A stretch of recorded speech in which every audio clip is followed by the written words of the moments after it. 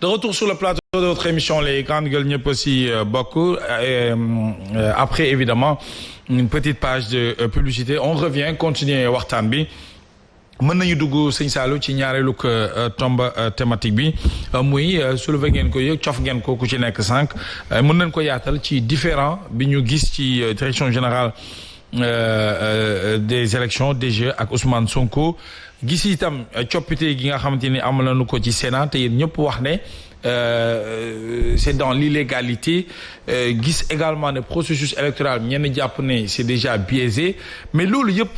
ñu gis di ko dund tënku ci waajtaayu organisation élection présidentielle Sëñ Saliou li ñu ci jaaxal mooy duñu ci gis tekkaaraluk opposition bi donc opposition bi bu ñu ko waxee nag les candidats déclarés de l'opposition les candidats à la candidature peut-être même bon à l'exception de Bougane mi ne récusé na Abdoulaye Sylla bind ci ak lettre bu gudd tey sàkku juriste yi wane ci seenu xalaat ak njàngat ban analyse la ñu mën a def sur le mutisme de l'opposition. waaw muy nekk lu doy waar parce que élection bu daan jub si daan gis ay structures yoo xamante ne nii opposition bi dañ daan réunir ba pare c'est-à-dire les différentes forces de l'opposition teg ko surtout di ko xeexee pour la transparence des élections toujours man je me réfère Mohamed dans les années 98 97 98 gis nga bi ñuy defee élection c'est bien de rappeler l'histoire hein? Bien sûr gis nga bi ñu defee élection 96 locale 96 yi ñu organiser ko vraiment d'une façon tellement mauvaise qu'au sortir même de ces élections Abdou Diouf lui-même il avait jugé nécessaire quand même de mettre en place des structures pour la tenue de bonnes élections même les gens du Parti socialiste sax ñoom xamoon nañ ne les élections de 96 étaient très mal organisées moo tax nee naa leen Abdou Diouf lu ñu ko mën a wax Abdou Diouf war nañ ko gërëm parce que Abdou Diouf c'est un chantre de la démocratie parce que yi nga gis fi népp Abdou Diouf moo fi teg à l'époque bi muy teg ay ONEL moo teg DG en même temps yooyu yëpp Abdou Diouf moo fi teg c'est-à-dire c'est ba pare indi un ministre de l'intérieur non partisan donc les élections de 1998 ni mu déroulé ba ni ñu demee 2000 en réalité ça s'est passé dans ces conditions-là où réellement on avait aussi une opposition très forte Diouf aussi tëbul ci coobare boppam mais il y avait une opposition qui était là di continuer xeex bi nga xam ne moom la ñu defoon 92 ba ñuy teg le code consensuel bi ñu tuddee le code Kéba Mbaye donc quand on a mis en place le FRT Front pour la régularité et la transparence des élections Mamadou Diop de Croix jiite woon ko mais front boobu moo doon jël en charge tout ce qui était revendication de l'opposition par rapport au processus électoral et à la transparence des élections mais loolu moo fi manqué parce que nee na leen ñun suñu opposition léegi bi c'est-à-dire li ci doy waar mooy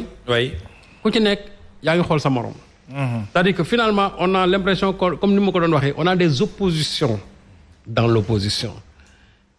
opposition bi ñu ci bëri yenente wuñ jàmm parce que chacun attend que l'autre daanu pour nga jàpp ne yow yaa fi nekk alors que je crois que comme ni ñu defee woon Yewwi am wala Wallu moi je crois que war nañ am benn cadre boo xamante ni mooy réunir l'ensemble des acteurs de l'opposition pour ñu mën a xeex parce que gis nga aussi loo ci mën a gis mooy moyen politique rapport de force la soo gisee tey le président Macky Sall ne du def ministre un ministre de l'intérieur boo xam ne ni qui n'est pas partisan affaire DG yi di am mu Sénat bi aussi doole luñu ko mais c'est parce que tout simplement amul benn cadre de lutte boo xamante ni tey moo war a mën a jàmmarloo ak moom parce que affaire bi c'est pas une affaire de parti mais c'est une affaire de l'opposition ñoom ñoo war a am kuréel goo xamante ni dañ koy samp pour war a mën a jàkkaarloo ak pouvoir bi Wade en 2011 2012 bi muy teg Cheikh Gueye mais c'est parce que opposition bi dañ ko xeex 98 aussi c'est de la même chose opposition bi aussi dañ ko xeexoon c'est ça ba am gain de cause nee naa la bi ñu tegee général Dieng teg ko à la tête de l'ONEL alors que Dieng il avait un mouvement de soutien tuddee woon ko Horizon 2000 c'est le mouvement de soutien à Abdou Diouf quand les gens ont soulevé ça mais Dieng dafa bañoon taxaw ne moom du fa jógee mais il a fallu que l'opposition non seulement ils ont marché te marche bu njëkk bi sax c'était une marche non autorisée moom laa doon wax léegi ne ci la Samir Abouros ci lañ ko blessé woon ñu defaat une deuxième marche encore et in fine le Djiboka de l'URD ñoom ñu dem déposer benn recours benn requête devant le Conseil d'État mais finalement ils ont eu gain de cause et loolu moo ñu war gis nga même le général Cissé paix à son âme même moom sax à un certain moment gars yi xawoon nañ koo soupçonné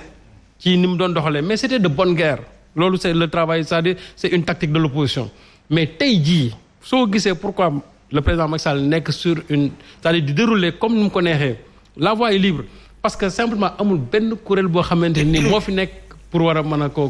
comment dire contrecarrer li nga xam ne moom lay def moo taxoon ma ne ñi nga xam ne dañ nekk fii il devait bénéficier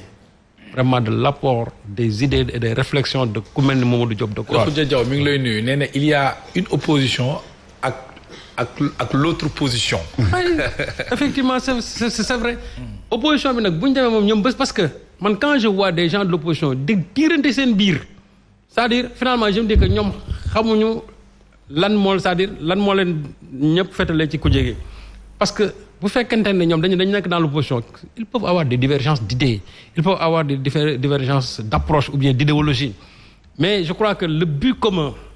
c'est de faire partie le régime. mais est-ce que ce Thiala mënuñu leen nangul aussi que ne amuñu jot jamono ji ñu ngi ci utum parrainage. mais Mohamed ñu ngi ci àll bi di uti parrainage. mënuñu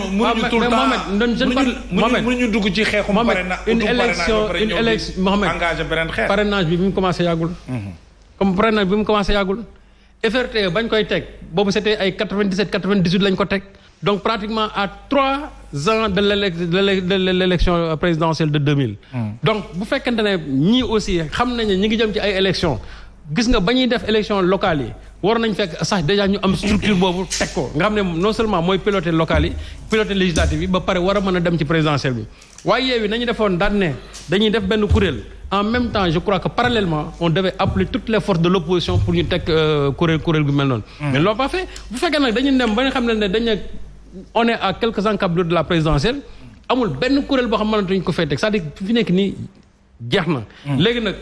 chacun va mener son combat comme il l'entend ku ci nekk aussi yaa ngi xaar ne teg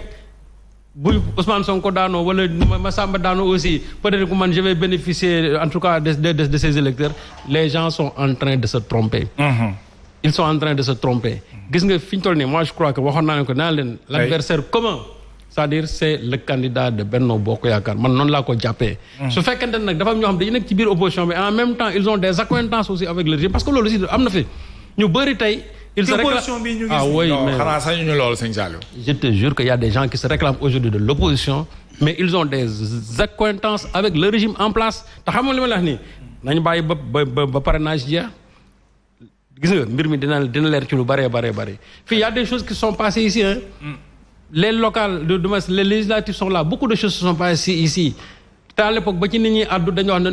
non ay kii la woon. mais loolu mënul nekk waaw am na ay mbir yu fi xew. gis nga yooyu nag fi ñu toll nii mooy commencer feeñ ci comportement yéen nit ñi. Très bien. Mais quand chacun veut mener son combat de façon singulière na jàpp ne il va droit au mur te gis nga opposition boo ci nekkee nga xam ñi nga xam ñoo fi am doole il faut leur reconnaître cette force là. C'est ça. Abdoulaye Wade bi ñuy dem 2000. ma nga ko fekk France la ko fekk. dëgg yàlla. ñoom Dansokho. ñoom Bathily ñoom Mamadou Diop Decroix ñoom seen wàllu bopp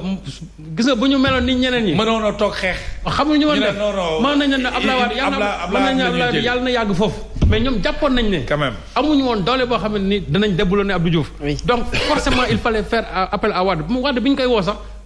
pratiquement gëmatuloon ay élections. c'est ça pare woon na ci kay mais ñoom ñoo xam ne bi ñu demee élection 98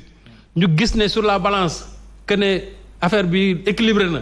boobu lañ ne donc mbir mi en 2000 soppeeku mën naa am. Et ils ont tout fait pour aller prendre Wade pour mu ñëw présenter sa candidature. Absolument. Je l'ai toujours dit ici il y a que Feu Iba Der Thiam qui contestait l'hégémonie de Wade waaw l'hégémonie loolu nag actuellement moo manqué ci ñun suñu opposition bii moo fi manqué parce que chacun pense que aussi moom il a ku ci nekk am nga sa doole bopp alors que en réalité naa leen les forces singulières yi bu ñu dajewul finalement du ñu am boobu doole et loolu moo tax aussi président Macky Sall luñ ko wax mu ne du ko def ministre impartial mu ne du ko def DG fi nekk nii lu leen neex lañ fay def Sénat bii wax jee fii bari rek gis nga. parce qu'il y a pas une opposition. non mu laa gis nga fi ñu toll nii. qui s'oppose à tout wax jee fii bari ces questions là. wax jee fii bari rek ma ne la mais Sénat bii segam booba léegi DG nanguwuñu c'est-à-dire benn dogal boo xamante ni jóge na ci décision de justice ne duñ ko doxal Sénat bii aussi.